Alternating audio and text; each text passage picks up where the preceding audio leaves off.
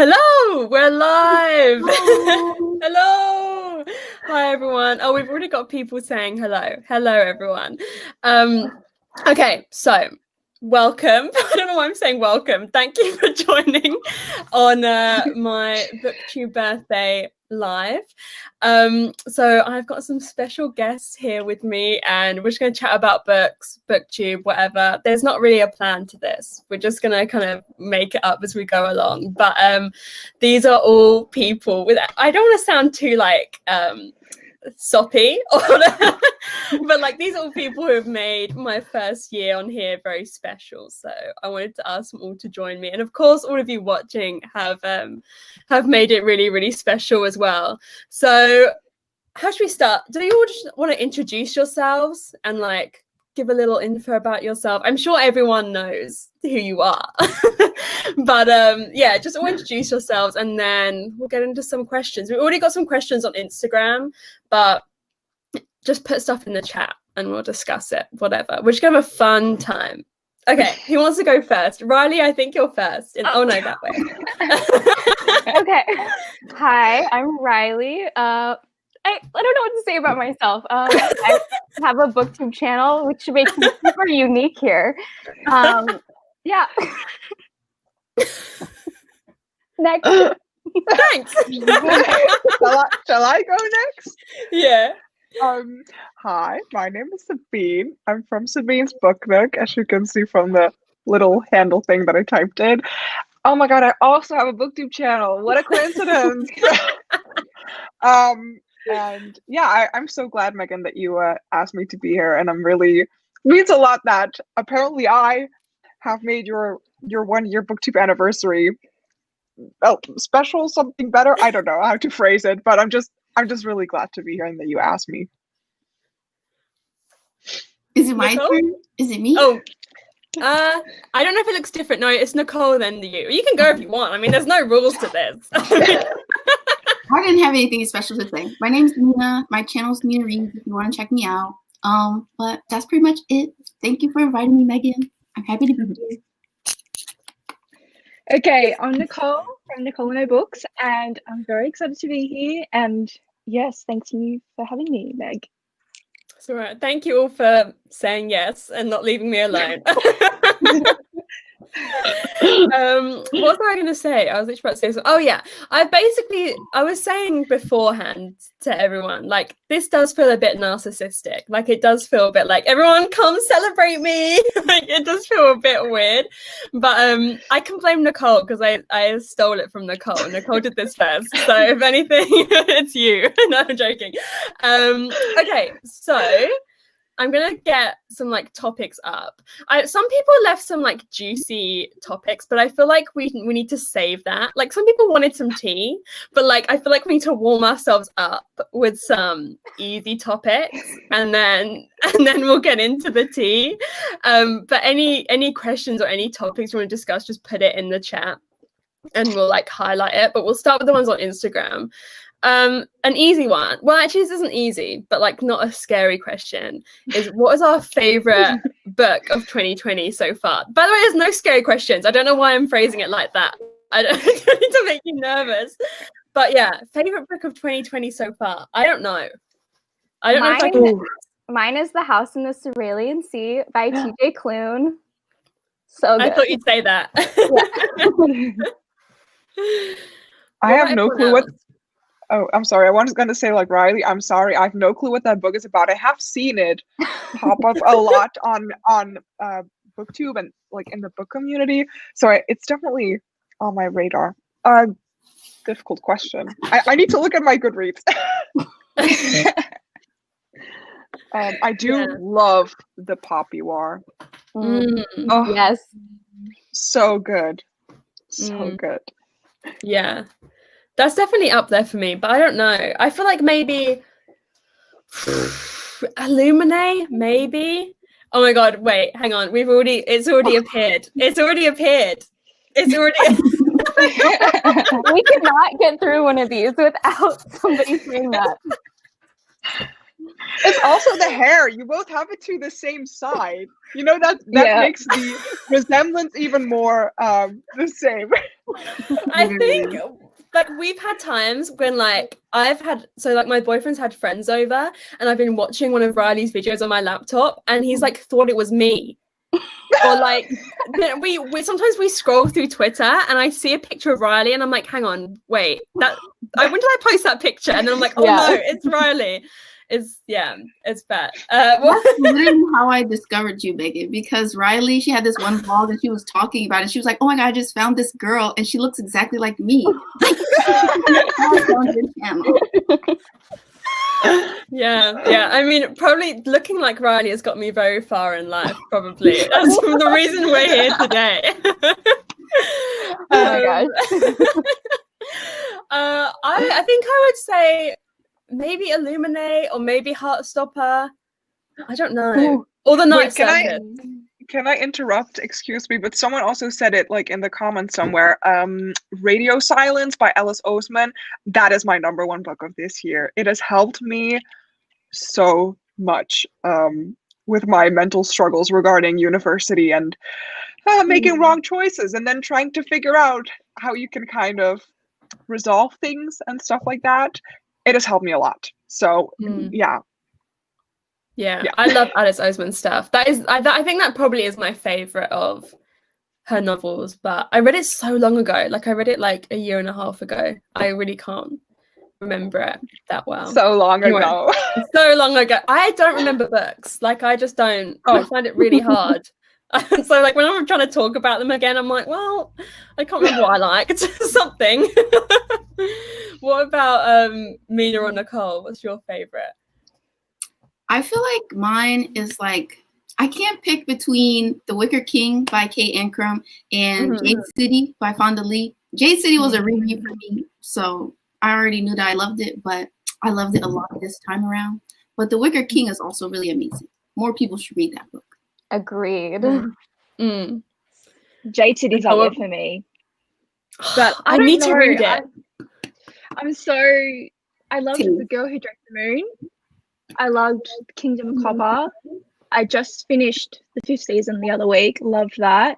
So I have too many favorites. Like, don't ask me to choose. It's too early. Like, I'm doing that at the end of the year. It is. It's hard. Like when I did the mid-year, whatever it's called, freak out tag. Like, yeah, I can remember the name. I was like, I don't know how to choose. Like, how are we going to choose at the end of the year? I don't know. But then I've had like no 5 stars for 2 months. So like. I guess it's easier because it's going to be my early reads, one of them. Someone did ask a question earlier.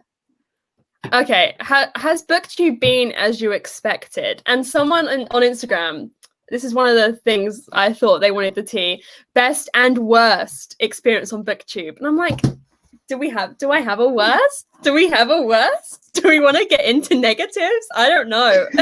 Or do we want to keep this a friendly, happy show? I don't know. What about, does anyone have any thoughts on anything about that? Silence. Silence. I've no clue. Maybe you should answer the question first for like how your BookTube experience has been. Like, was it as expected? Like, I didn't really know. I didn't really expect anything going into it. I was just kind of like, oh, let's just make some videos and see what happens. I don't really know. I feel like it's been a lot better than I expected. Like I didn't expect to be like such a part of. I feel like the community is so welcoming, you know, and like I remember the first time Nicole saw one of my videos, I like freaked out. I was gagged. Like I remember Nicole like put out a tweet saying something about want to watch more booktubers, and I like shamelessly replied like, check out my video please. And then I woke up and she'd like quote tweeted me, and it was the first time anyone had quote tweeted me, and I was like, oh my god, I like woke Tom up. I was like, look. So I think it's stuff like that, like people being really welcoming. But a lot of people are saying, yeah, book Twitter is like hot, like it can be a bit of a dumpster fire over there. I'm not too. I've joined Twitter this year. I had it when I was like 11, like so long ago. That's like, oh my god, that's 10 years ago for me. Okay, so I had it back then, and then I joined the book Twitter community, and I'm not on Twitter too much because I do like the addition of having a Twitter, and I have met so many people through Twitter this year. But sometimes I leave the app not feeling too great versus when I entered it. And sometimes I think it's necessary and it's good because I do stay a little bit more up to date with the community, I feel like, now that I have a Twitter. But I don't stay on Twitter too much. I don't know about you guys. I'm on it too much. I spend way too long on Twitter. I think. Who else spends way too long on Twitter? Me. Yeah. I don't know. I feel like Twitter's always been my social media of choice. Like before I even had BookTube, and so like it's just what I gravitate towards. But I'm trying to spend not as long on it. It's also not, Twitter is not as big in the Netherlands as it is, I think, in the UK or in the US, especially among teens, like, among young people. Like, I don't know a lot of my friends, like friends that I used to see almost every day, who have Twitter. Not too many. No. Yeah. I don't know. Whenever I go on, I just check my messages. I don't always go on the Twitter feed. So I think that is why I like it more than the average person. I should probably do that. I don't. I spend ages scrolling. It's so bad. It's so bad. But then I don't even tweet that often. Like I don't tweet that much. But I'd never know what to tweet. I'm like, here is your average uninteresting person just putting something up in the universe. And I don't know. I feel like Mina puts out fire tweets. Too much. I just tweet too much. That's so true though. Because I don't really scroll on my feed that often. I just kind of look at whatever's at the top and then I check my notifications. And I feel like Mina is always at the top of my feed. It's true. It's true. Oh my god, I just laughed so hard my jaw hurt. Oh my god. Do you ever get that? Do you ever get like when your jaw seizes up? Oh my god, that hurts just so like bad. It pops maybe in a weird place. You're like, oh my god, what did I just do? No, that really hurt. But no, Mina always puts out fire tweets. I'm like, how does she have, how does she have the brain capacity to come up with all these amazing tweets? I can't. Like, she constantly puts out tweets. I'm like, I agree. I probably like your tweets the most out of anyone I follow. Just because you're constantly putting out those fire takes. Okay, that's enough negativity. We're not speaking about that anymore. What other questions have we got? What advice would we give to new booktubers who are just starting out? I find this really hard because I don't really know what advice to give. I don't know. Just be yourself, I guess. That's when someone says that to you, like, oh, be myself. It's like, it's really cheesy advice, but I think it's like the best advice you could give anyone. When I look at like my first few videos, like, who was she? I don't know. That was not my real personality at all. I think that my content got much better when I got more comfortable in front of the camera. So I would say that like practice makes perfect. So like, I think that it's hard if you first try and you're trying to have like some kind of persona, like it's not going to work. You're not going to be able to keep that up. So it's best to try it yourself as much as you can. And I feel like a lot of people too, when they start, they try to make videos that they've seen other people make. And it's best if you just make what you like, even if you don't think people are going to watch it. It translates so much better if you're enjoying what you made. Yeah, that's so true. Yeah, I feel like maybe like for the first video or two, it's good to do something like a wrap up or like or even if you don't upload it, just film something like that so that you get used to speaking in front of a camera. Yeah. But yeah, it's just like trial and error. Like everyone just gets better and better as they go along. But definitely try and like be as authentic, because sometimes I do okay, I don't know whether I should say this. Say it. Sometimes okay. Oh, I don't know. Sometimes this isn't just like booktubers, but just people on YouTube in general. Sometimes I do watch people and think like that ain't you. Do you know what I mean? Yeah. Like, and I feel like, but then these people are popular. Like, not talking booktube, I'm talking like in general on YouTube. Like, so I don't know, maybe it's just me who thinks that, but I don't know. Sometimes I do think people put on a persona. And I guess some people like to watch personas, but I think booktube especially is like much more of a like genuine, just want to see, like, it just wants to be chill. Do you know what I mean? Booktube isn't really this whole production necessarily in the way some other parts of YouTube are. Yeah. I do think there's like a difference between putting up a persona and presenting stuff, because of course we're all kind of different when we are like presenting a book and then like this, you know, it's kind of it's kind of like talking in front of a class, walking through your PowerPoint presentation. But yeah, indeed, just be you, I guess. But when I look back at my videos, like mine has been 5 years ago, I totally see 16-year-old me trying to be like the typical American YouTuber in general that I saw, and trying to make bloopers and trying to be extra strange, and yeah, I just no. Some of the comments are like, what if I bore myself, it won't work, or like, what if I lack personality traits? Okay, I have the solution to this. You should script your videos a little bit, just a little bit. That's what I do. If you ever watch a video of mine, this is like a little bit narcissistic, but if you ever watch a video of mine and you're like, oh my God, that's so funny, or that thing that she says is really funny, I probably scripted that shit. So I will highly recommend, if you feel like you don't know what to say, maybe script it a little bit, or figure out like what you're going to talk about and how to make it interesting, because it can be hard to like, you know, sound interesting on the fly, but I do think that if you try to like plan it a little bit, it's easier to make it more entertaining. Yeah, I agree with that. I definitely I kind of like script like some of my like half probably of my sit down videos I script. I think it just depends for me, like whether I feel like I need that. If I'm feeling a bit more like low energy, I probably will script it. But like, does anyone else feel like this? Like when after you film, I feel so drained.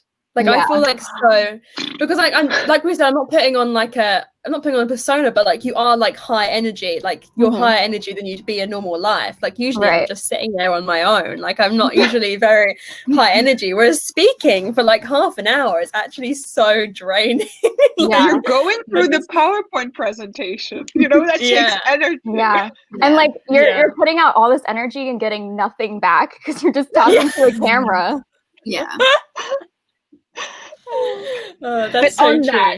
I think it's really important to be kind to yourself and know that it's going to take a while to get good. You're not going to be perfect from the beginning, and you shouldn't just quit. Like, I feel like it's taken me ages to get comfortable in front of the camera and to figure out what I want to do, and you'll get there. You just got to keep going. Yeah, that's I feel like we've given some good advice there. I'm quite happy with our advice. Someone else asked, do you have a process for coming up with creative video ideas? I can't give any advice because I don't have any creative videos, and the one that I do have planned, well, you know what, I do have some things planned for the future, but it always stays with planning. So for instance, I want to do Sabine's Cook Nook, my pronunciation. So I want to do like cooking recipes based on books, but I've been saying this for like over a year right now. You know what I mean? So I don't have any. You should definitely. Yeah, I think so too. But the creative queens. You're at. Oh wait, my hands. I don't know how to do this.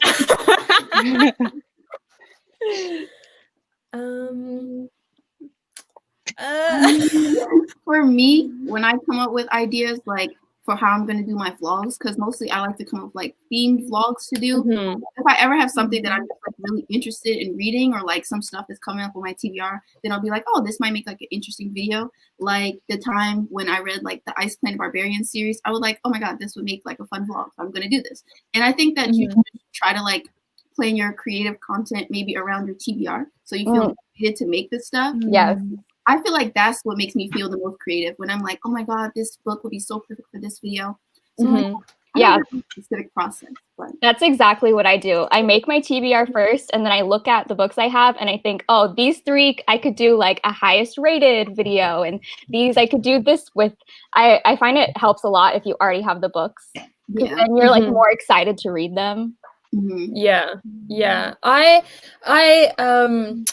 I usually try and do like a combination of like, okay, usually it is a matter of like, what is an idea I can come up with, but I don't have to buy any more books for it. Like, what can I do with what I've already got?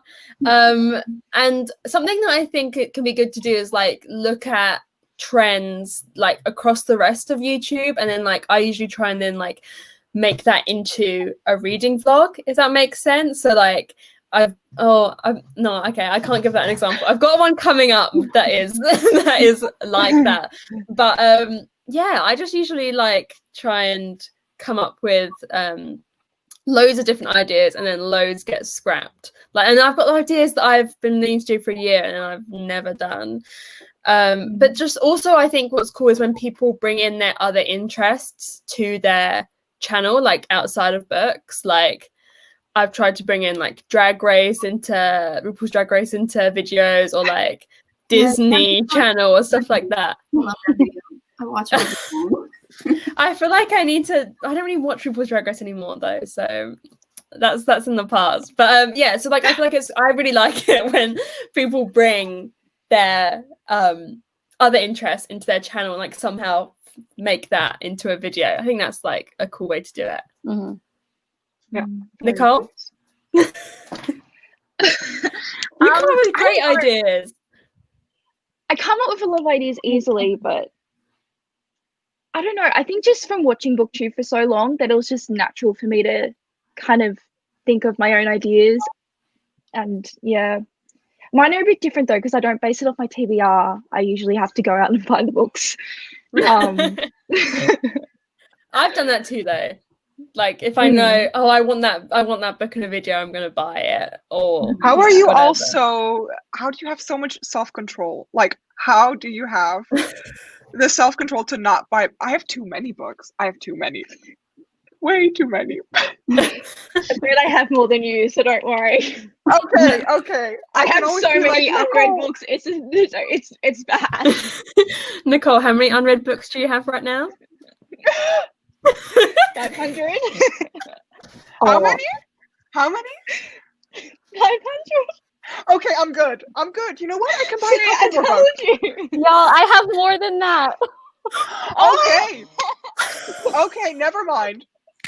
Leaving this chat. Have? Listen, I'm not saying a number, okay? You're not getting that out of me.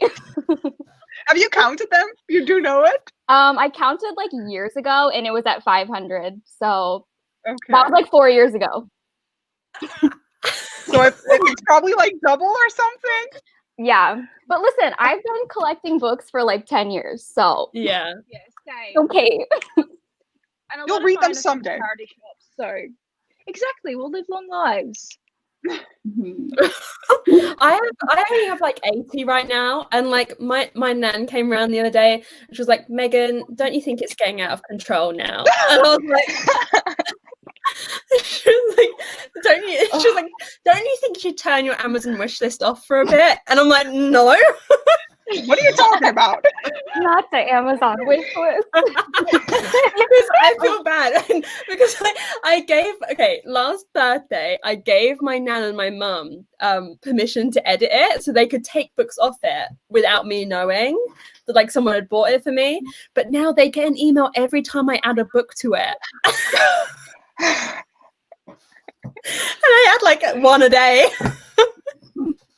So I feel kind of bad. She probably just wants the emails to stop. I don't know how. You kind of know when you have like a book buying problem when like a package arrives on the doorstep and your parents are looking at you like, you got a book again? And I'm like, maybe. Yeah, it's just listen, they'll get read one day. One day. Books never disappoint. So like Doesn't matter.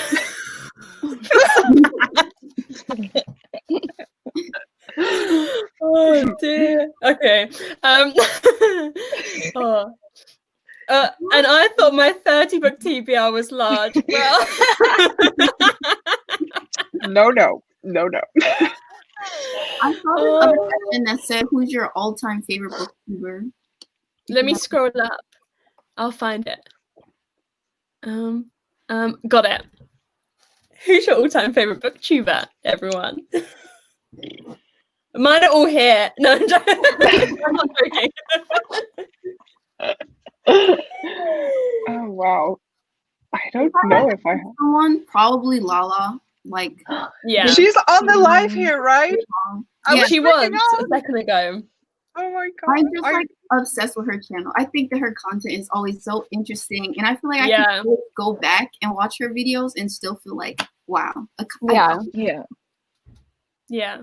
She was probably the reason I started. Like, she was the person who first got me into BookTube. Like, she was the first person I watched. And she was always like my favorite. Oh my god, why? Okay, sorry everyone. Siri keeps turning on my laptop and I don't know why. And then the feed cuts out. And so I keep getting distracted. But yeah, Kayla, I would say Kayla's my favorite, probably. What about everyone else? I don't know if I have an all-time favorite booktuber, but I do know, and I think I'm not the only one who discovered Noelle. I think Gallagher is how you pronounce her last name. Oh my god. I love her personality. I really like watching her videos, but yeah. I think that she's my favorite booktuber I've discovered this year. I've discovered so many people this year. Nicole, Riley? I don't know how to answer that. I have too many. It's hard. Yeah, I'm like blanking on every single person that I watch. I'm like, who do I watch? I don't know. I feel like that as well. Sometimes it's just so second nature who I watch. Like, I just stick it on my watch later and then I just watch everyone. And sometimes I forget like who I watch the most or whatever. Because I often do other stuff like cook or I don't know, do my makeup while watching BookTube. So usually it's just like second nature, I feel like, for me. Yeah. And Cindy, from Read with Cindy, a legend. Yeah.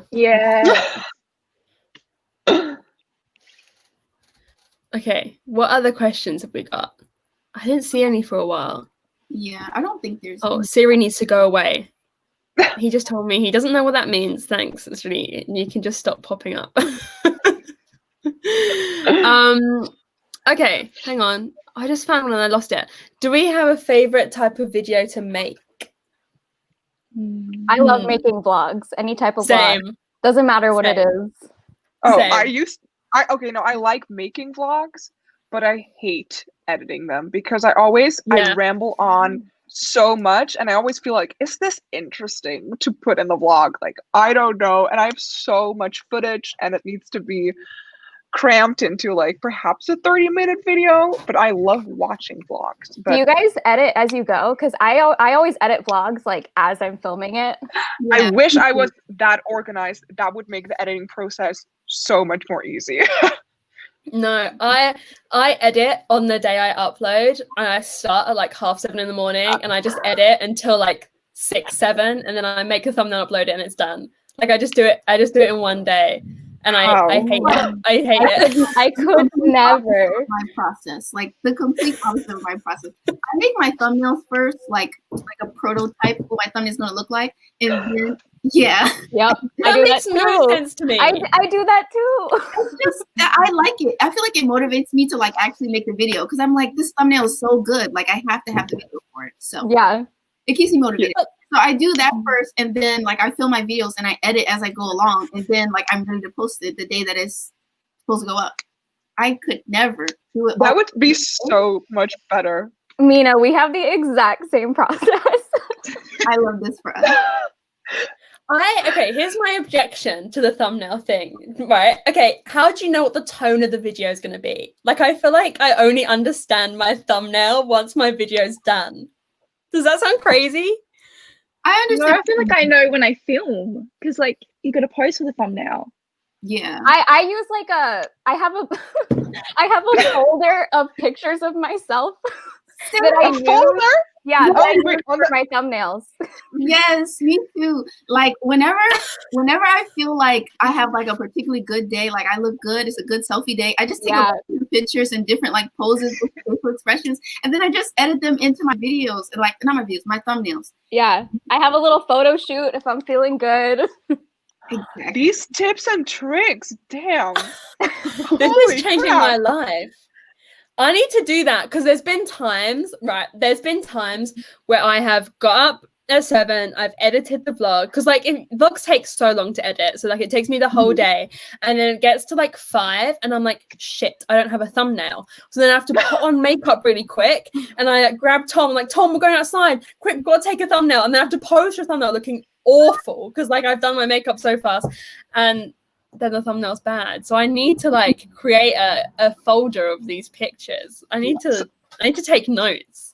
Sometimes I don't even put on makeup. I'm like, why bother? my level of effort has sometimes been declining over the years that I've been on BookTube. I'm like, people have seen me without makeup. Like, why bother looking good for a thumbnail? I have no problem being like no makeup in a video, but like in a thumbnail, I could not. Like it just feels wrong. When I left uni like 6 months ago, I left my makeup there. Like I forgot to pack my makeup, and I realized on the motorway, like on the way back home, and I live like 5 hours away from my uni, and I like started crying. I was like so upset. And it was like the day before the UK was about to go into lockdown, and I was like, I'm not gonna be able to get any makeup for months. I was like on Boots Art, which is like our makeup store website. Like I was like, all my makeup is out of stock, and I was like, I don't care about anything else. It's just for the thumbnails. Like I just have to look good in them. And then Tom's over there going, yeah, she's right. People won't click if she doesn't have makeup on. And I'm like, oh my god. Oh, shame on you. That's not true. But I managed to go buy some the next day quickly before everything went into lockdown. I was like, you know, I'm fuck coronavirus, I'm going makeup shopping.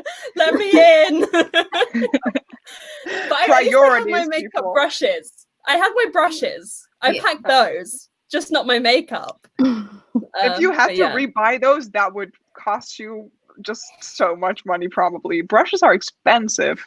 They're the most expensive thing, I think. Yeah. I was watching okay, does anyone know the show Bargain Hunt? Do you know what the show Bargain Hunt is? It's a really old person show in the UK, like in the middle of the day, but I love it. And the other day I was watching it. You have to like buy antiques. You get given £300, you have to buy them, and then you go to auction and resell them, and you got to try and make a profit. And someone bought this makeup brush, like this old like 1930s makeup brush for like £20 because it had like silver on it. And the host was like, in the store, a makeup brush would only be like £1 to £2. I'm like, I was so outraged. I was like, what makeup brushes are you buying? They're £1 or £2. What?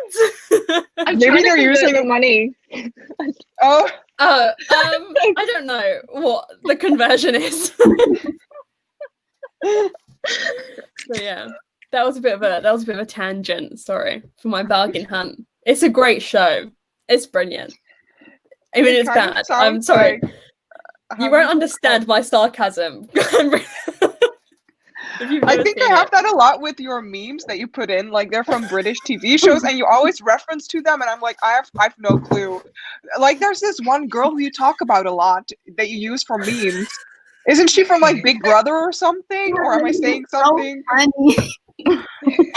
don't watch stuff like that. I'm sorry. Is it Gemma Collins? Yeah. I'm clueless, honestly. She's an icon. Gemma Collins is a legend. A legend. And the season of Big Brother she was on was the best season ever because it had New York on it. My God. Okay. It was so good. I'll make a confession. What is Big Brother? Like, what is the premise? Like, I don't know. We don't have it in the Netherlands. Like, It's like how do I explain Big Brother? Like okay. It's like a reality competition show where they're like locked in a house for like a couple months, and there's like challenges, and they're voting people off, and I know that like people get like locked in a house and like they have to vote each other out, but like what is the purpose? Like what do they just get, like it's a study of society. I think if you win, you get money. Yeah. If you're the normal person one. But like it started just off living as like together. Is it like just living like, together? They're supposed to just like hate each other. Like the whole point of it is that you're just supposed to like argue and like be sad and hate each other. But it makes great TV. It makes great TV. Oh god, I could go back and watch Big Brother highlights forever. The David's dead moment from Gemma Collins and Tiffany's season. Sabine, you need to look it up. Okay. You need to look it up. It's so good. It's so good. Yes, I did compare a book to a British chocolate brand. I listen, I have niche references, but if it conveys what I mean, then I don't, you just have to Google it. Okay, let me look at our more, I haven't missed any, like, have I missed any good questions in the thing? I don't think so. I haven't seen any. Oh, this is quite deep. Is there a book that you would say has changed your outlook on life? I don't know. I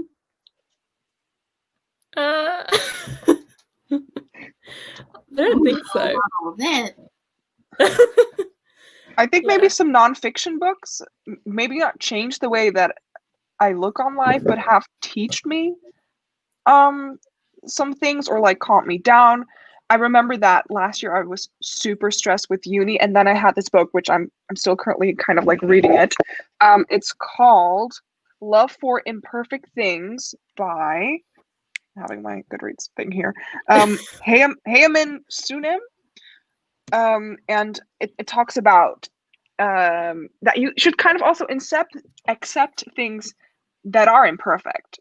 So yourself or your family or stuff like that. And it had some really helpful quotes that like calmed my mind down. Yeah, I've definitely had some nonfiction like that. Like there was one, I can't remember what it's called. Oh, Don't Sweat the Small Stuff, because I used to be like the most anxious person ever. Like I was so like stressed about everything, and there was like one piece of advice that book gave, and it was like, is this issue, the thing you're like stressing out about, gonna matter in a year or a month or a week? And if the answer is no, then like get over it. Essentially, not get over it, but just like don't give it that energy. Mm-hmm. But I feel like I haven't given. Oh, we've got loads of questions now, but yeah, I don't know. I feel like, does anyone else have an answer for this, or should I just move on? I kind of do. No, Nicole. Oh no, don't worry. You can No, go. I just thought no one was vibing, but go. No, when I was 16, I read Norwegian Wood by Haruki Murakami. And I read it when I was in Japan. It's by a Japanese author, and so it's set in Japan. And so it's just like this really like wholesome experience because I've learned exchange. And I don't know, it's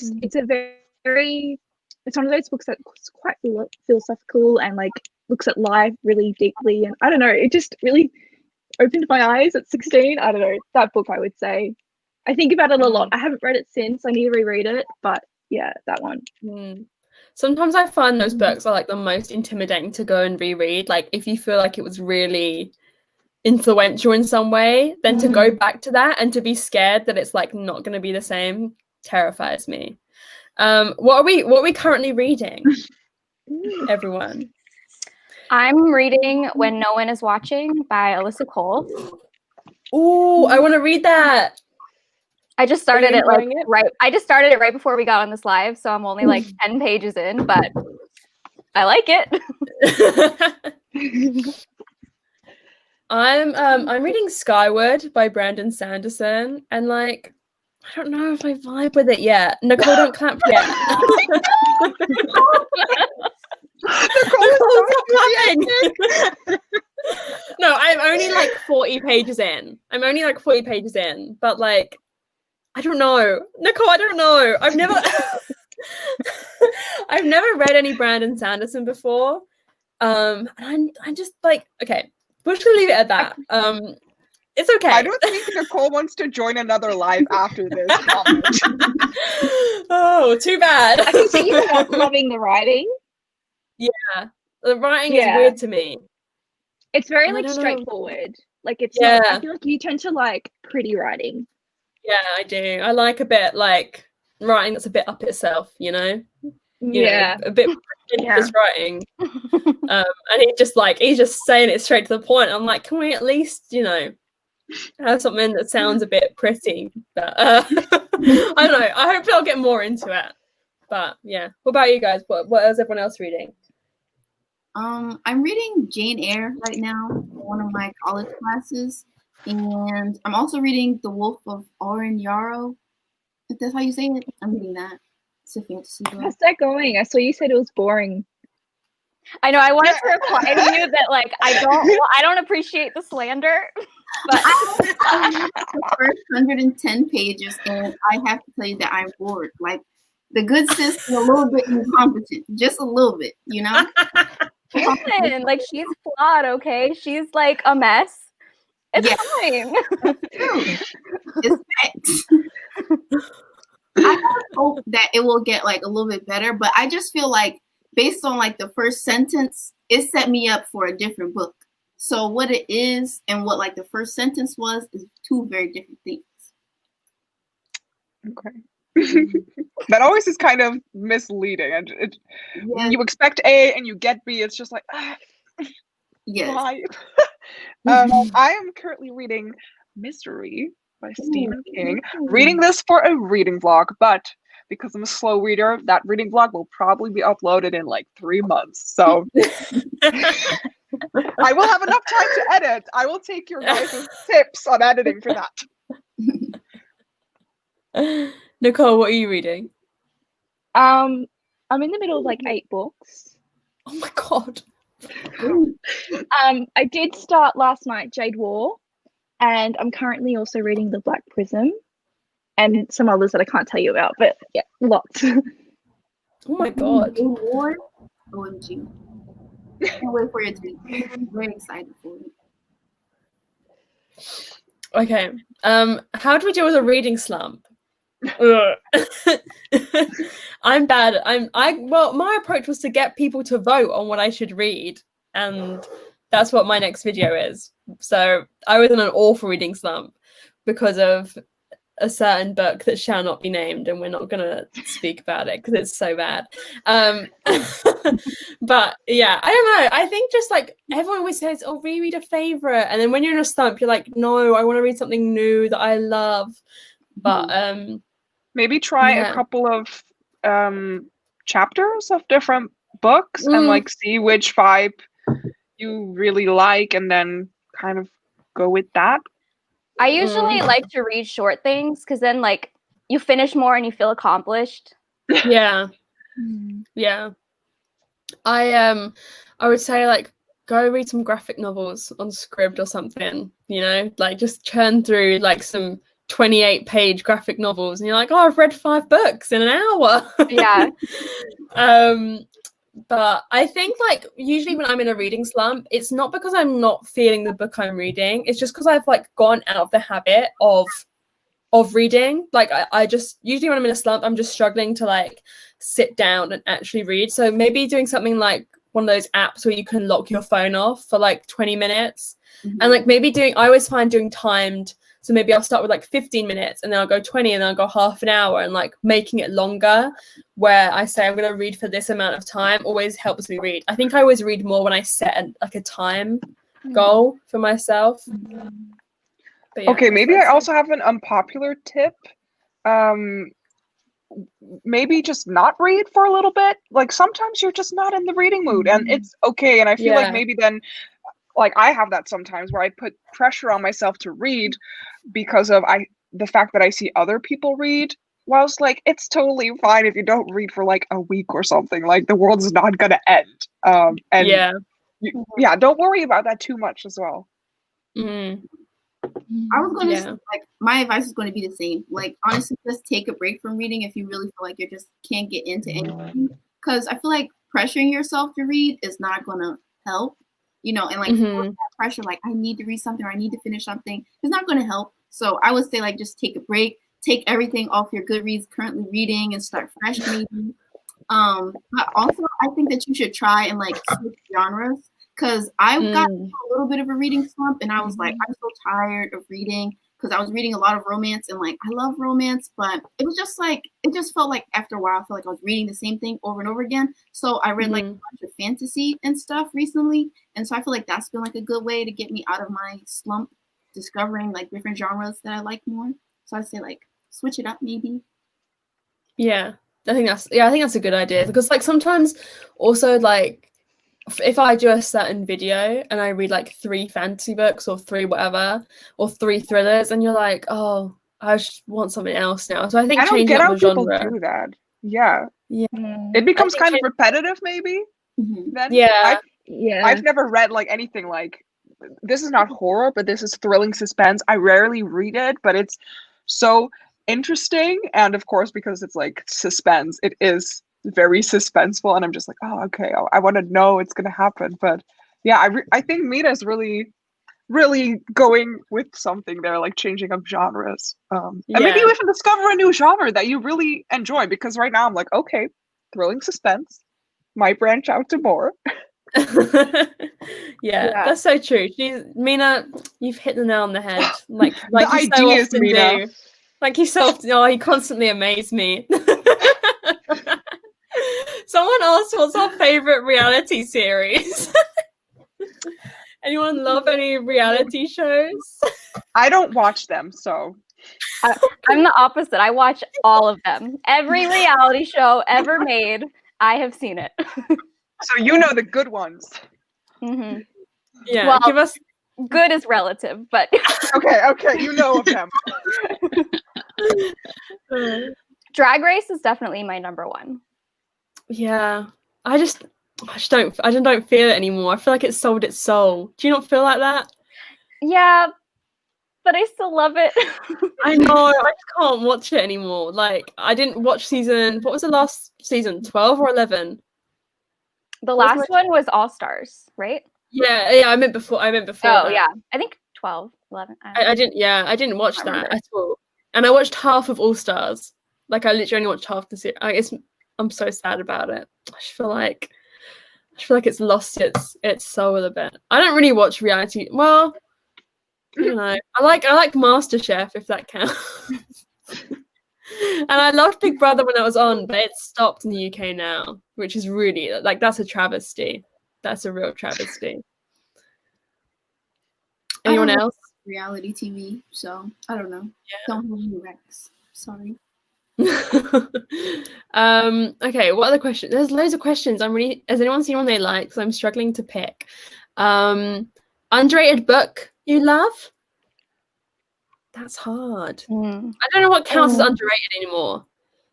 Do you know what I mean? Because like a book can be really big on BookTube and like very small in the rest of the world, like in relative terms, or like completely the way around. Like a book can be really popular and then like no one speaks about it on BookTube.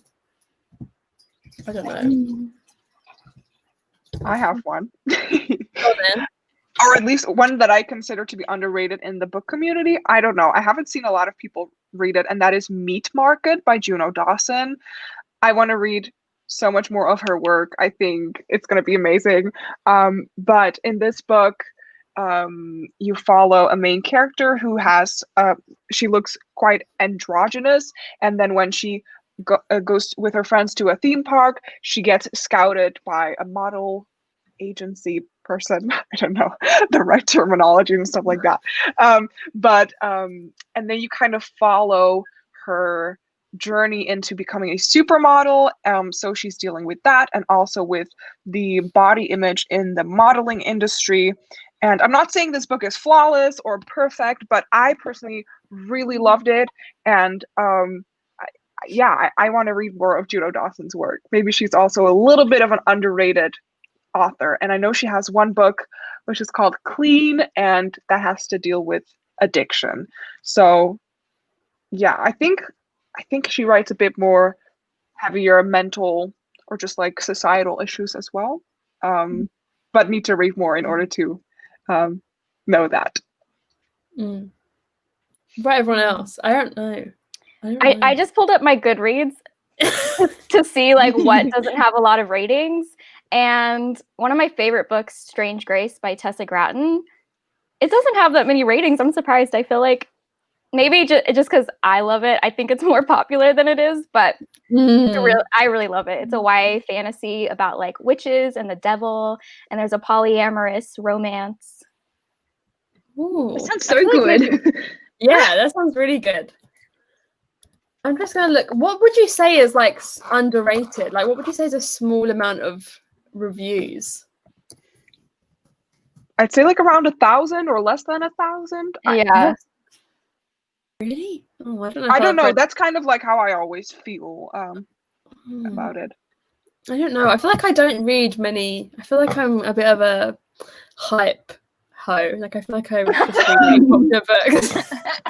Like I just went on the book that I thought was the most underrated, and it had 14,000 reviews. I'm like, oh no, well that's that's a lot more popular than I thought it was. I always get so intimidated by hyped books because then I'm always like, what if I don't like it?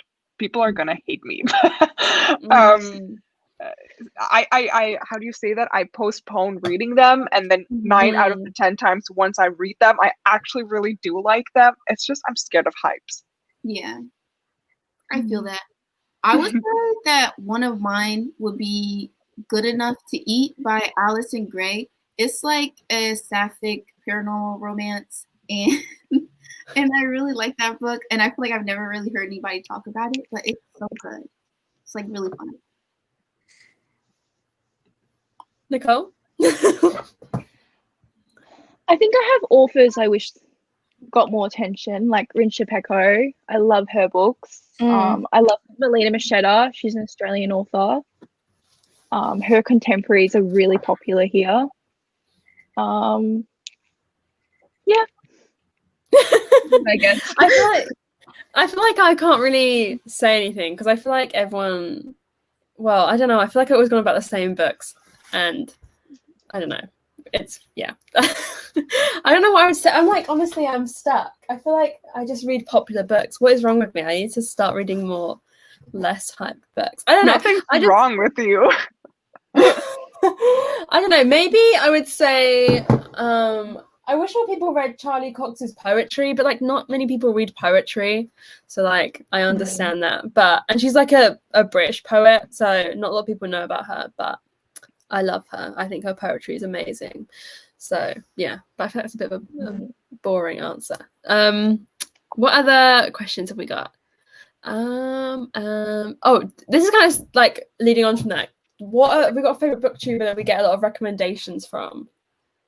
Probably Kayla's mine. Like literally everything she recommends, I read.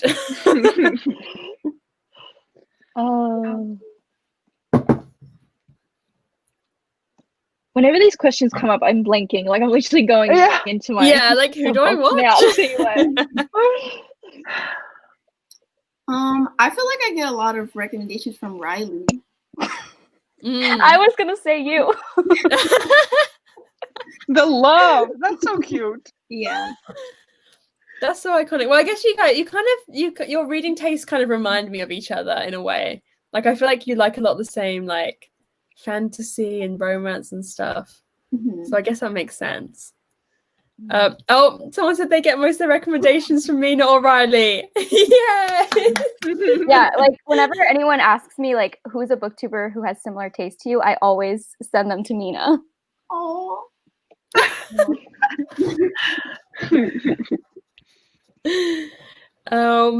What other Is there something you don't like reading about? I I'm not a big fan of love triangles. Like, I've never really been a fan, but like, I understand that. Like, I'm not one of those people who's like, I hate love triangles. They're a love V because, do you know what I mean? Like, I'm not like that. I just don't. I never really go into like a fantasy book for the romance. Like, it's a plus, but like, it's not something that I'm bothered about. So like, whereas a lot of people love triangles, I'm like, oh my god, give me all love triangles. I'm just like ambivalent. But I can't really think of anything I don't like reading about necessarily, like that I can think of. I mean, I do have like bookish pet peeves. Like, one thing that I personally am not a big fan of is when a romance goes super quickly.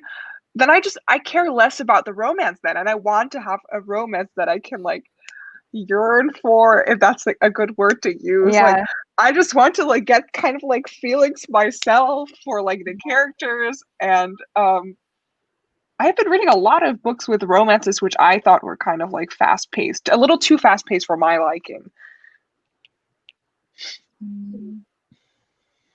Anyone else? I don't like parallel worlds. That's my like. Oh yeah. Ooh, I like that I a lot. remember- And like, A Darker Shade of Magic is not your type of book then. No, actually, I don't mind that because it's from the beginning, but I hate it when it's like Yeah. later in the series and it's used as a plot twist to like fix Yeah. the problem. Oh, That yeah, drives yeah, me mental. Yeah. Oh, Stand it. What's Ooh, Laurie- I see I'm sorry for interrupting. I see a comment made by Allison from Antari Reads. I agree so much with that. Oh my god. Yeah. Oh Yeah. my god. Yeah. Maybe also Yeah. just because me and my boyfriend, we communicate really well with each other, and I don't know, for us it's not that difficult to communicate, so maybe that's definitely like a privilege that I have in my relationship, but that's why I always find it really annoying when, like, if you have good communication, the problem would be solved. Yeah. Like, talk. Yeah. Yeah, like I feel like if your problem could be solved by the characters just having a conversation, you need to do better and change it. Yeah. Yeah. Like, I don't mind it when it's like one of the characters' like personality trait. Do you know what I mean? Like, when they're maybe a bit closed off or like it fits, but when it's just them two being idiots and like not listening to one another, that's when it drives me up the wall. Oh, this is kind of the opposite. What is something you wish you read more about in books? They're really hitting us with these hard questions, making us think. I wish that there was more polyamorous romances. Yeah. Yeah, I agree. Because like when I feel like when people ask for recommendations, like there's not many like really popular ones, or there's not enough, you know. Like there should definitely be more. Something you would read more about in books. I think there's more genres I want to read more of, but I can't think of a particular thing in a book. Yeah. Yeah. I don't know why I shouldn't have picked this question because it's really I can't think of an answer. I agree. There's genres I want to read more, and like my favorite things in books, I always want to read more. Do you know what I mean? Like, for example, when it comes to, like, murder mysteries, I love like Closed Circle. We're stuck in a room. We're stuck in a house, whatever. But like, there is an abundance of that. I just always want more of it. You know, I'll always take more. I think I want more villain protagonists. Like not just more right, like straight up this villain, the protagonist is a villain. Yeah. I agree. I love that. I want more books like The Monster of Ellenhaven. Yes, that was so good. Yeah. I'm trying to think of anything else, but yeah, no, definitely villain protagonist. I love that. Oh, it's so good. Like when you're reading the book and like you don't agree with what they're doing, but then you also completely like you can not understand, but like you can see from their point of view why they're kind of doing what they're doing, like in a wrong, like in a twisted way. Ugh. It's like a deep, tier. twisted part somewhere inside of you, like very, very deep inside of you. And you're just like living for the villainous character to kind of like play out your worst nightmares. And you're just like, you go. Yeah. Any reason? Sorry, you go. I was just gonna say, I love that it makes the story unpredictable. Yeah. Yeah. Because I feel like sometimes like good protagonists can just be like, they can just be so predictable. Like you just know what they're gonna do. It's boring, yeah. But like then sometimes with like villains, like it could just go any way, and it's just like it's just more exciting. I want to read. I feel like I need to know more villain books. I feel like I need more recommendations. That's kind of why I like Poppy War, because I feel like so unpredictable because she never does what you think she's going to do. Yeah. And someone in the comments said The Traitor Brew Cormorant, which is such a good one. Okay, I'm going to take notes. Yeah, that is, I was thinking of Poppy War, like that is the main reason that I love it, because you're just constantly like, but you know, like you can understand kind of like what, you can understand why, kind of, but then you're like, the consequences. Okay, what did I click on? Yeah, any reads you've enjoyed way more than you were expecting. I feel like I need to pull my Goodreads up. I'm really I do have one already. I'm sorry that I'm constantly like, oh yeah, I know one. You're prepared. No, it's just like I have one clear book in mind, and it wasn't as if it was my favorite read of the year. I just really quite liked it, and that is Daughter of the Burning City by Amanda Foody. I got this book 3 years ago in a fairy loot box, and I was just browsing my shelves, not knowing what to read, and then I just picked that up on a whim. It's like a standalone murder mystery fantasy book that takes place in a traveling circus. And the writing was really quite slow, and usually that doesn't really do it for me. But with this one, it was beautiful writing. So Megan, perhaps something for you. This sounds straight up my street, so maybe I need to... I really quite liked it. I was expecting to like be kind of neutral about it, like just okay, but I've really quite enjoyed it. So yeah, that book. That sounds like my perfect book. Fantasy, murder mystery. Beautiful. I need to like... Okay, I'm gonna add it on my Goodreads straight after this, because... Yeah, and I've heard that her... sounds like... She has like a trilogy. I think the third book has just come out. Yeah, and I've heard so many people say that one is like even better, and I have the first book on my TBR as well. Ooh. Nice. I'm definitely gonna go look that up. That sounds like all of my favorite things in one. Nice. What about Mina? Did you have one? I feel like Mina had one, because like you were like... Mine is probably Take a Hint, Danny Brown. Because, like, I figured that I was going to enjoy it because, like, I love Talia Hibbert. But that book was so good to me. And, like, I gave Chloe Brown, like, 3 stars. Like, that book was, like, it was enjoyable. But it wasn't my favorite. But, like, Take a Hint, Danny Brown was just amazing to me. So, probably that one. I would say The Beautiful by Renee Attier, because I hated The Wrath and the Dawn. So, I did not think I was going to like it. But I ended up loving it. I'd probably say a book called The Strange Case of the Alchemist's Daughter, and it's like this Victorian England murder mystery book with like Sherlock and Watson in it, and like the daughters of all of loads of famous like Victorian classic literature guys, like their daughters, like Dr. Jekyll and Mr. Hyde's daughters are like the main characters. And I like picked it up on a whim because I was doing this murder mystery video, and like every other murder mystery was audiobook was not available on Scribd. Like my Scribd was limited to like literally I could not listen to anything. Like literally everything was gone off Scribd, and this was the only book. And I was like, oh my god, it's gonna be 3 stars. I'm I'm not interested in this really. And then I loved it and I gave it 5 stars, and it's so good. And the audiobook is so good because like one of the girls, it's like a group of girls, like a found family by the end.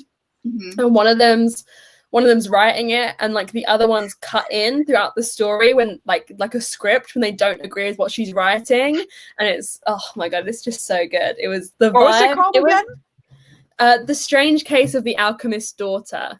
Okay. And it's so good. And the covers, hang on, let me scoot my, I'm just Wait a minute. I own this.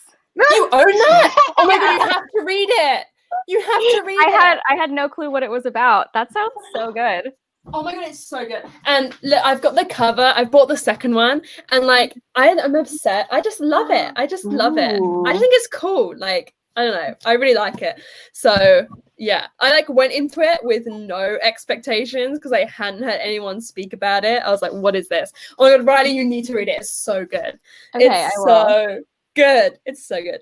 But like, I would really recommend the audiobook. And I'm a bit nervous to read it physically because like, oh my god, I got so excited then I had to take a deep breath. I haven't been breathing. I heard a voice crack going on.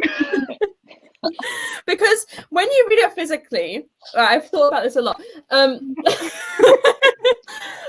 You can see when the interjections are coming up, like when they're gonna cut in, but on the audiobook you don't know. So like then it's just like suddenly one of them's like to one of the other ones, if that makes sense.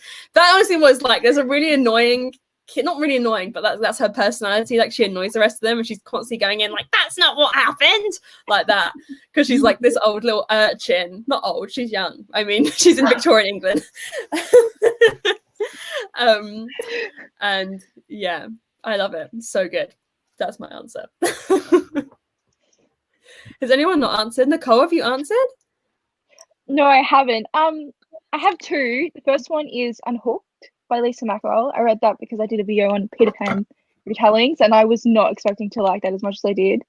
And the second one is Monday's Not Coming by Tiffany Jackson. That one is so good.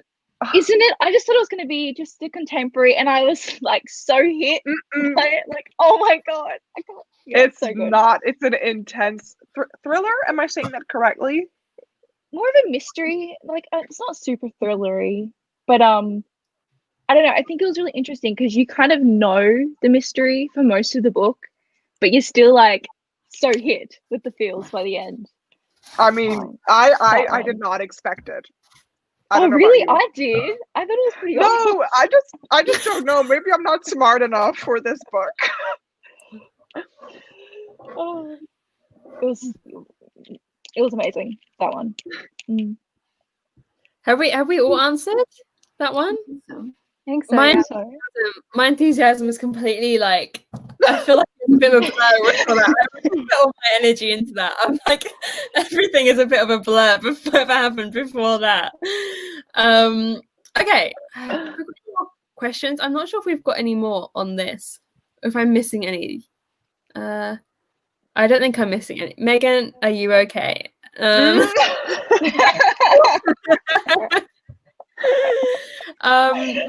already been going for 1 hour and 10. We'll do a few more and then we'll wrap it up because I feel like we've been going for ages. I'm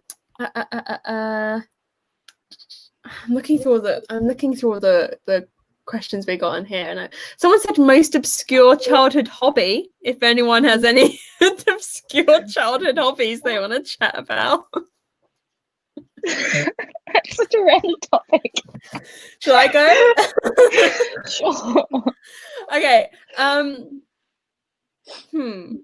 Obscure means a like good one.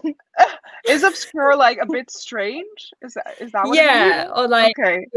Unique maybe. Ordinary, yeah. Okay. Firstly, I thought I was Queen of the Birds. So there's a street near me that has loads of tall trees, and I used to walk with my. I love Middle Space. I'm so sorry. I used to really like walking down that street, and my nan would go.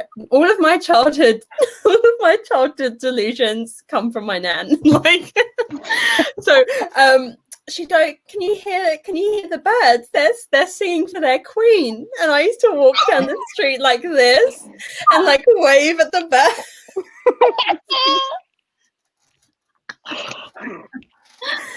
And also I really loved putting on shows. Like I like to pretend I was Miley Cyrus. But I'd put on shows where I'd mime and dance to her songs, and I'd make tickets which I'd sell and like give to my family, and I'd be performing with the Jonas Brothers, but you know, I'd imagine they were there, and I would, because I'm Miley, like during the show I would go and mime.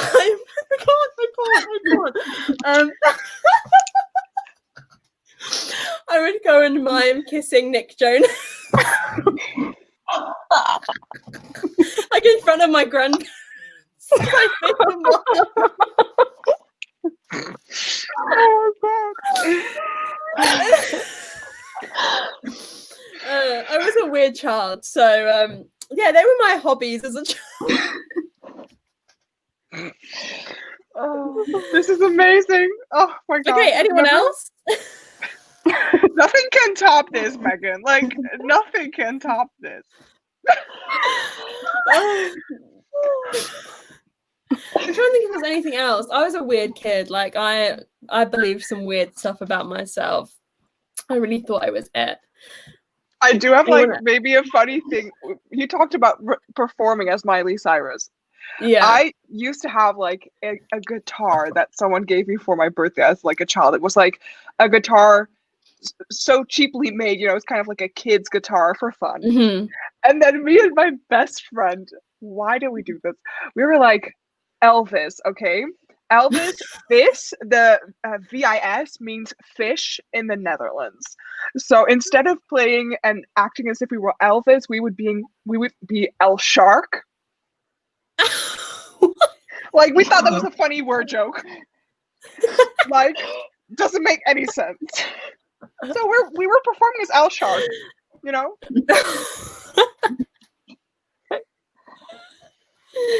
Oh, that's iconic. Absolutely iconic. Yeah. Yeah. Nothing as iconic as the Queen of the Birds. Oh, and okay, we're just speaking about childhood delusions here now. But does anyone know the song You're Beautiful by James Blunt? Yeah. Does anyone know that song? Okay, so like until I was maybe 11, I believed that song was about me. Because my dad told me that he met him on the tube and told him about me, and then he went and wrote this song about a 4-year-old. What? Honestly, my family are good people. They're not just feeding me these delusions. And I believe that's why I was like 10. Like I was like, yeah, I used to go into school and be like, guys, that song's written about me. Don't you know?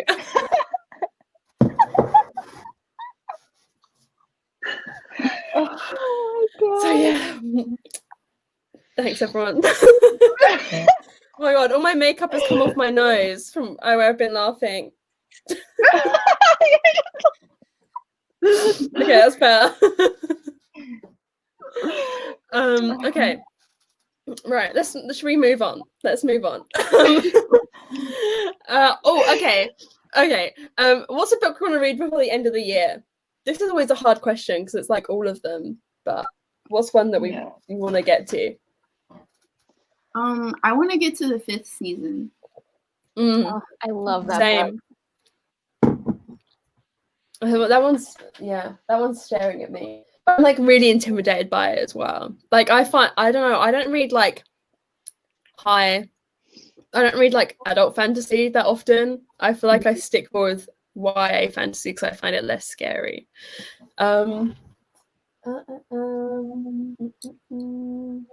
I definitely want to really read. intimidated by it too, but it was a lot easier to read than I thought it was. Yeah. Yeah. I want to read The Dragon Republic so then I can read The Burning God because I still. I was gonna say the same thing. Like Megan, I want to 100% buddy read it with you if we can. Yeah. Because I need motivation, and you are my motivation. I'm like, because obviously I try and put out a vlog every week and it has to be themed. I'm like, how am I gonna fit that? It hasn't come to me yet. How am I gonna It fit needs to be that? its own vlog. Like it deserves its own spot. That's very true. That's very true. I'm like, I should have done the Poppy War and the Dragon Republic in one, but yeah, that's my one. What about everyone else? I think mine would be the Dragon Republic and Jade War. I just need to do like a sequels video because I have so many sequels that I haven't read, and I need to do them all together. Yeah. I feel like I need to do that too because sequels are always so hard to fit into like themed vlogs. Yeah. Because like you're like, oh, maybe people won't care because they won't have read the first one, or like I feel like I put sequels off so bad. I read the first one in the series and then like I don't carry on my series. Mm-hmm. What about Nicole? Have you said yours? No. I guess I want to finish the Stormlight Archive books. I'm up to Oathbringer, and then River of War comes out in November. But I've actually done a pretty good job of keeping up with like the ones I want to get to most this year. So yeah, maybe just the books I've read. I would like to read as all of them. Yeah. All 500 books. No, just the ones I brought this year. Oh, okay.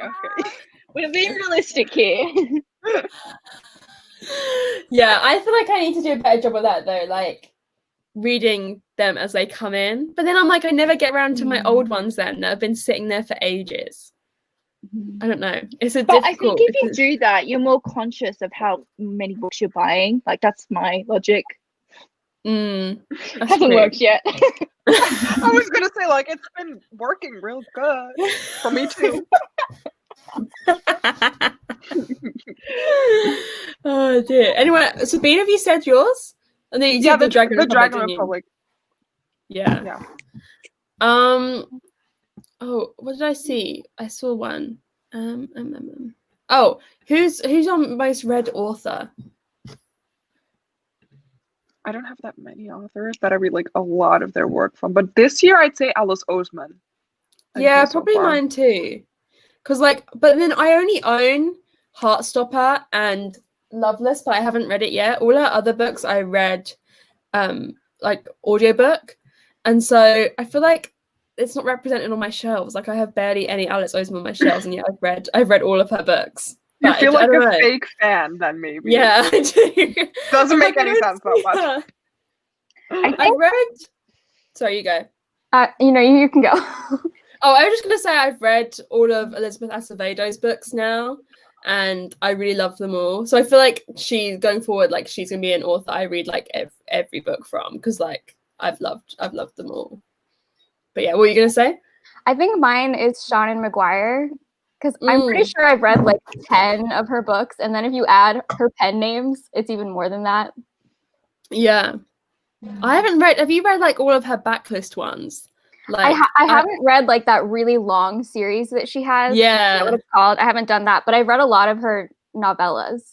Yeah, same. And like short stories. I've only read I think the first 4 in the Wayward Children series, because I wait for them to come out on Audible because they're really short. Not Audible script, that's what I meant. Yeah, what about Mina and Nicole? Mine's probably Cassandra Clare or Rochelle Mead or Brandon Sanderson.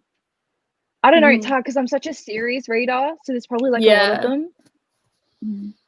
You're very good at keeping up with your series, I feel like. I love series. Yeah, I'm so bad at that. I just start them and then I don't carry on. I feel like most people are like that though. Yeah, it's fair. Or I read them like in like 3 months. I read all the series, or like I don't do it ever. Mine is probably Christina C. Jones, because she's a romance author and she has probably like 50 books out or maybe more, and I think I've read like 30 of them, maybe. Oh my god! Yeah, she covers like multiple books a month, it seems like. So always have lots of stuff to read from her. Wow, that's amazing. That's amazing. Speechless. I feel like, yeah, I feel like because I stopped reading for years, like for maybe like 3 years, maybe. I feel like I'm really behind on so many authors, like that I start to get into. Like, I feel like I am constantly like reading new authors rather than reading loads from one. And like a lot of my favorite authors don't have many books out for some reason. Like Erin Morgenstern has 2 books. Like, we're struggling out here. Give us some more books. Like, why can't she have 50 books? Oh, everyone's saying, yeah, V. Schwab, I feel like is a lot of people's like most read. Like, everyone loves V. Schwab. I feel like, should we just do like maybe like 1 or 2 more questions, because we've been going for a while. Oh, what is a book that had a twist you did not see coming and had you shook? I want to say the one with Nicole that we just talked about. Monday's Not Coming. Yeah, for me that was like a twist. There was one twist I didn't see coming. The other one I did. Yeah. Okay. The 5th season though. That's really? my answer. Mm-hmm. There's something that happens and you're like, Yep. anyway. I'm scared. Oh, also the Dragon Republic. Ooh, don't spoil. I won't. I'm just saying that. Please don't. Motivate you to go read it. My dad's read it, and he like came in, like put the book in my room when he finished, and he just went, oof. Like, he was like, you're gonna go through it. You're gonna go through it. And I'm like,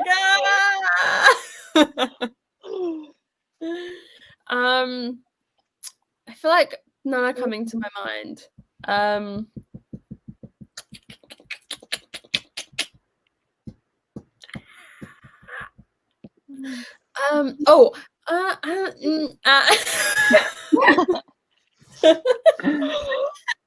Let me look at my Goodreads, because there was like a book I feel like I spoke about recently, and I was like, oh, it had me shook.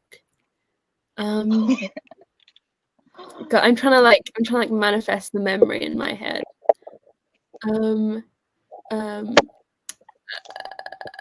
Oh, okay, this is like a basic answer, but like the ending of Murder on the Orient Express, I didn't see that coming. But also I'm dumb. Like, I'm big dumb. Like, I don't when I'm reading a murder mystery or a thriller, I don't try and predict what's going to happen. I just let myself be taken along with the ride. Or like any book. I don't theorize. Same. Do you? Oh, you don't? No, I just like sit there. I'm like, okay, whatever you want to do, just do it. I don't do it a lot as well. Sometimes maybe, but it's not like I'm constantly reading a book and being like, oh my god, what if this happens? And like, you know, and I don't put 1 and 1 equals 2 together. Like, I'm like, 1 + 1 is 3, and then the book says, yeah, bitch, it's 2. Yeah. You know. I wish I didn't do that, because I'm always like coming up with theories, and then I get mad when I'm right. I'm like, why did I do that? Yeah, no, I get what you mean though, because like the only book I've ever done that with is Lock Every Door by Riley Sager, and like I still liked the book. Like, I think I gave it 4 stars, but from like the 2nd page, something happens, and I'm like, I know what's happening without spoiling anything. Like, somewhere near the beginning, I was probably on the 2nd page. I'm probably exaggerating to make myself sound more clever, but like somewhere near the beginning, I was like, I know what's happening, and then it was. But I don't know. That was the only time I've actually been correct. Usually, I just allow myself to be shook. But the ending of Murder on the Orient Express, like, didn't see that coming. But also, I never see anything coming, really. So, yeah. Should we do 1 more? I don't really know. I feel like we haven't. Hang on, I'm looking at all of the questions here. I feel like we've answered nearly everything. Okay, let's finish. Unless there's like, no, there's no new ones. That's not a very good ending question. What is it? I don't know now. Well, it's favorite audiobook Rex, which is like a good question, but it's like not the final question. You know, it's not the final discussion. Not the bang. Yeah. Why don't you talk about something going forward? Like, what do you want to do in the next year on BookTube? Okay. Nicole, thank you for that insight. Thank you. Okay, so we can just maybe let's just all talk about like what we want to do in the next year on BookTube. Anyone? I can go first. I definitely want to take more of a role in like readathons and stuff like that, which I feel like I'm starting to do, but also it's stressful. Like no one told me it would be this stressful. Like I'm out here trying to like do readathons and read-alongs and stuff, and like, oh my god, this requires organization, which you know is is scary. But yeah, I definitely want to try and do more like read-alongs and readathons and stuff like that, and just get a bit more involved in the community, and like also participate more in other people's readathons, because I'm the worst at doing that, because like every week I'm like, oh my god, I need a themed reading vlog out, and so I never do readathons, but I feel like I'm really missing out. So yeah, I say that is probably just my goals going forward. What about everyone else? I don't plan that far ahead. I have no idea what I'm doing next week. I would say maybe like my goal moving forward is to have round 2 of Black Loveathon in February, but like that's about it. That's all I got planned. Nicole? I think just like keeping consistent, because that's something I've struggled like the first half of this year, and I feel like I've recently found my footing of like the direction I want to take my channel, so I want to like keep going there. And Sabine? Yeah, okay, so I definitely have a goal. It's not like an extreme goal or something like that, but I'm going to start writing my dissertation, like my thesis, very soon, so I know that I probably won't have too much time for BookTube, and I will be a little bit absent, which I'm really sad about, but you know, we got to finish this bachelor's degree and then move on to the next one. But hopefully I'll be done at the end of January, if everything goes according to plan, and then I will have kind of like a 7-month gap year, in which hopefully I will like get a little side job. And then I really want to focus more on, like Nicole said, being consistent, finally doing the ideas such as Sabine's cookbook and stuff that I've been planning. So I just really want to make good use of like my gap year and be more involved in the community.